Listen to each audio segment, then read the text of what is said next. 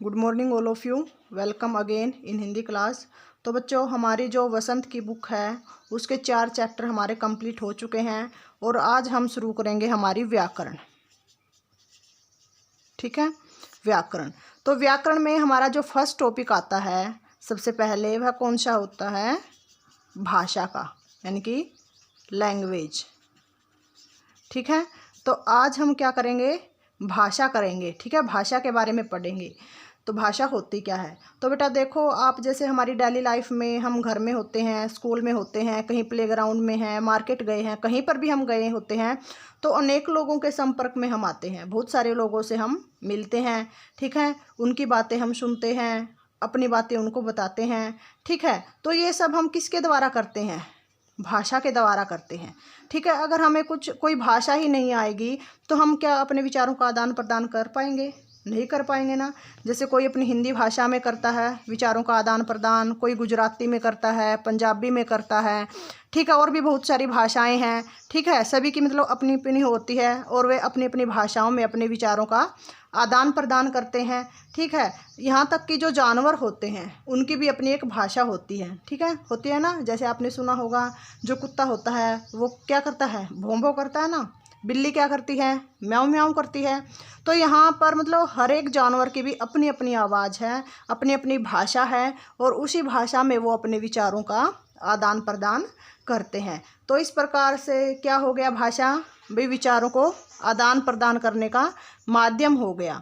ठीक है, तो जो भाषा है वह संस्कृत की किस धातु से निकला है? भाष धातु से। ठीक है, किससे?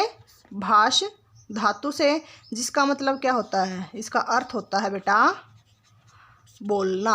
ठीक है, भाषा शब्द संस्कृत की भाष धातु से निकला है और इसका अर्थ होता है बोलना। तो हम इसकी परिभाषा करेंगे तो क्या लिखोगे आप परिभाषा में? कि भाषा वह साधन है जिसके द्वारा हम अपने विचारों का आदान प्रदान करते हैं। या फिर आप ऐसे भी लिख सकते हो कि भाषा वह साधन है जिसके द्वारा हम अपने विचार दूसरों को बताते हैं और दूसरों के विचार हम समझते हैं, उसे भाषा कहते हैं। तो भाषा को साधन कहा है ना, कि भाषा वह साधन है। तो मतलब साधन वही होता है ना जिसके द्वारा कोई कार्य किया जाता है, कोई काम करते हैं। जैसे मैं अभी लिख रही हूँ तो मेरे लिखने का साधन क्या है? ये मार्कर है। ठीक है, वैसे ही जब आप बोलोगे तो बोलने का साधन क्या होगा? आपकी भाषा होगी। अपने विचारों को प्रकट करने का साधन क्या होगा? आपकी भाषा होगी। तो भाषा वह साधन है जिसके द्वारा हम अपने विचारों का आदान प्रदान करते हैं, उसे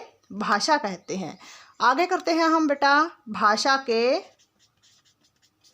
रूप। तो भाषा के रूप कितने होते हैं बेटा? 3। ठीक है, यानी कि हम अपने विचारों को कितने तरीके से प्रकट कर सकते हैं या फिर दूसरों के विचारों को हम कितने तरीकों से हम सुन सकते हैं, ग्रहण कर सकते हैं। यानी कि इस भाषा के रूप कितने हैं, यानी कि हमारे विचारों के आदान प्रदान को हम कितने तरीके से कर सकते हैं। तो भाषा के रूप होते हैं बेटा 3। नंबर 1 कौन सा होता है? मौखिक। ठीक है, मौखिक। मौखिक क्या होते हैं भाई? मुख से बोले जाने वाले।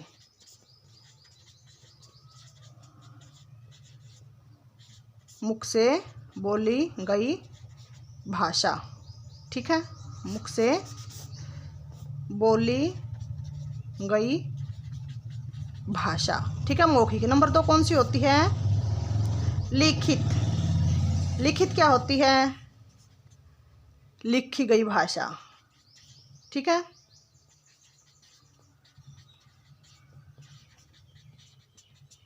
और नंबर 3 होती है हमारी सांकेतिक। ठीक है, सांकेतिक भाषा। सांकेतिक यानी कि जब हम संकेत के द्वारा, इशारे के द्वारा अपने विचार प्रकट करते हैं। ठीक है, संकेत वाली भाषा। ठीक है, तो अब हम इनकी परिभाषा करेंगे अच्छे से तीनों की। तो मौखिक भाषा कौन सी होती है बेटा? कि जब हम अपने विचारों का आदान प्रदान बोलकर करते हैं, उसे मौखिक भाषा कहते हैं। तो जैसे बोलकर हम करते हैं ना, जैसे आप आपस में अपने फ्रेंड्स के साथ बातें कर रहे हो, अब मैं आपसे बातें कर रही हूँ तो मैं अपने विचारों को आप तक पहुँचा रही हूँ, ठीक है, मैं भाषा आपको समझा रही हूँ, तो ये क्या हो गया, अब बोलकर बता रही हूँ, तो ये क्या हो गया, मौखिक भाषा का उदाहरण हो गया हमारा। जैसे कोई भाषण देता है, ठीक है, तो वो भी क्या हो गई, हमारी मौखिक भाषा हो गई। जैसे आप टीवी पर समाचार सुनते हो बच्चों, तो जैसे एंकर बोलकर आप तक पहुंचाते हैं समाचार, तो वो क्या हो गई, ये सब मौखिक भाषा के एग्जाम्पल हैं, ठीक है। जब बोलकर मतलब अपने विचारों का आदान प्रदान होता है तो वह होती है बेटा मौखिक भाषा। लिखित भाषा, लिखित का मतलब क्या होता है कि जब हम लिख कर अपने विचारों का आदान प्रदान करते हैं उसे लिखित भाषा कहते हैं, ठीक है। जैसे अभी मैंने ये सभी आपको लिख कर समझाया, तो ये किसका उदाहरण था, लिखित भाषा का उदाहरण था, ठीक है। जैसे पत्र लिखते हो आप, ये जैसे आपको स्कूल में नहीं आते हो, जब आपको एप्लीकेशन लिखनी होती है छुट्टी के लिए, तो आप लिख कर एप्लीकेशन लिख के भेजते हो ना, हिंदी में या इंग्लिश में, ठीक है, तो वो क्या होती है, वो भी लिखित भाषा होती है। या फिर जैसे जब टीचर आपको क्लास में पढ़ाते हैं और ब्लैक बोर्ड के ऊपर लिखते हैं, तो वो लिख कर आपको कुछ समझाते हैं, ठीक है, तो वो भी क्या होता है, हमारी लिखित भाषा होती है। और नंबर 3 होती है सांकेतिक भाषा। तो जब हम अपने विचारों का आदान प्रदान संकेत के द्वारा करते हैं, इशारों के द्वारा करते हैं, उसे कहते हैं बेटा सांकेतिक भाषा। तो जैसे आप जब मार्केट जाते हो तो आप देखते होगे ना, जो ट्रैफिक पुलिस होती है, तो वो संकेत के द्वारा मतलब बताती है सभी को कि भाई किस तरफ वाली गाड़ियाँ आप जाएंगी, किस तरफ वाले जो साधन हैं, व्हीकल हैं, वो जाएंगे और किस तरफ वाले रुकेंगे, तो वो इशारों से बताते हैं। या फिर जैसे मूक बधिर होते हैं, यानी कि जो गूंगे बहरे होते हैं, उनको भी क्या करते हैं, इशारों से समझाते हैं। तो ये क्या होती है, हमारी सांकेतिक भाषा। तो आगे हम करेंगे हमारी लिपि। तो आगे हम करेंगे लिपि। लिपि किसे कहते हैं, ठीक है। तो लिपि का वैसे मतलब क्या होता है बेटा, लिपि का मतलब होता है शैली, या फिर मतलब लिखने का ढंग,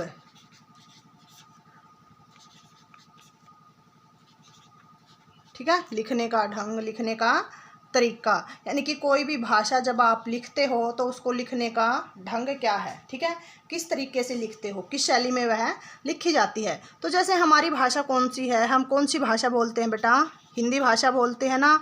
तो हिंदी भाषा की लिपि कौन सी है, देवनागरी है, ठीक है, पता होगा ना आपको, पढ़ते हो आप, पहले भी आपने पढ़ी है पिछली कक्षा में भी। तो हिंदी भाषा की लिपि कौन सी है, देवनागरी है। और जो अंग्रेजी भाषा है बेटा, इसकी लिपि कौन सी है, रोमन है, ठीक है। तो अब देखिए कि आप कहेंगे कि भाई ये देवनागरी रोमन कैसे है, मतलब कैसे लिखने का ढंग है। तो जैसे देवनागरी लिपि में है, हम क्या लिखते हैं बेटा, ए लिखते हैं। तो हिंदी में हम ए ऐसे लिखते हैं, लेकिन अंग्रेजी में हम ए जो हमारा अल्फ़ाबेट होता है उसको हम कैसे लिखते हैं, ऐसे लिख देते हैं या फिर ऐसे, ठीक है। आपके स्मॉल और कैपिटल लेटर्स होते हैं इंग्लिश में, ठीक है। तो ए इसको हम ऐसे लिखते हैं। जैसे हिंदी में हमारी ई होती है तो हम इसको ऐसे लिख देते हैं, लेकिन अंग्रेजी में ई हम कैसे लिखते हैं, ऐसे लिखते हैं। हिंदी में जैसे हमारा ओ होता है, पढ़ते हैं ना आप, ए आई ओ औ, तो ओ ऐसे लिखते हैं, लेकिन अंग्रेजी में भी होता है ओ, उसको हम कैसे लिखते हैं, ऐसे लिखते हैं। तो ये क्या हो गया, ये तो इनको देवनागरी लिपि में लिखने का ढंग हो गया, और ये क्या हो गया, हमारी अंग्रेजी लिपि में। तो ये वाला जो तरीका है ये हमारे हिंदी भाषा में प्रयोग किया जाता है लिखने का, ठीक है। और ये वाला जो है रोमन जो लिपि है, ये किस में प्रयोग की जाती है, अंग्रेजी में। तो जो देवनागरी है और किस भाषा में प्रयोग होती है, संस्कृत में, ठीक है। तो जो ऐसी ये लिपि बनावट है ये हिंदी में भी प्रयोग होती है और संस्कृत में भी। आपने अपनी संस्कृत की बुक में देखा होगा, 6th क्लास से तो शुरू हो जाती है ना संस्कृत। तो ऐसे ही जो बनावट वाले होते हैं चिन्ह, इन्हीं का प्रयोग क्या किया जाता है, हिंदी और संस्कृत दोनों में किया जाता है। तो इस प्रकार हम लिपि की जब परिभाषा करेंगे तो वो कैसे लिखेंगे कि किसी भाषा के लिखने के लिए कुछ निश्चित चिन्हों का प्रयोग किया जाता है, उसे क्या कहते हैं, लिपि कहते हैं। यानी कि किसी भाषा को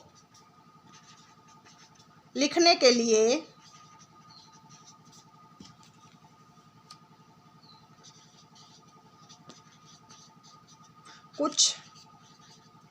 निश्चित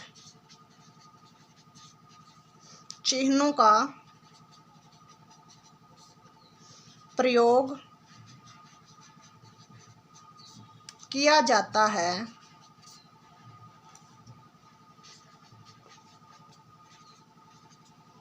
उसे क्या कहते हैं?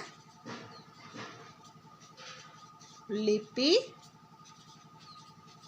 कहते हैं।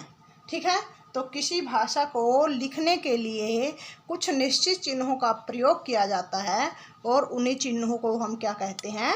लिपि कहते हैं। तो आई होप स्टूडेंट आपको भाषा और लिपि ये दोनों जो पॉइंट्स है ये क्लियर हो गए होंगे। तो thank you, have a nice day.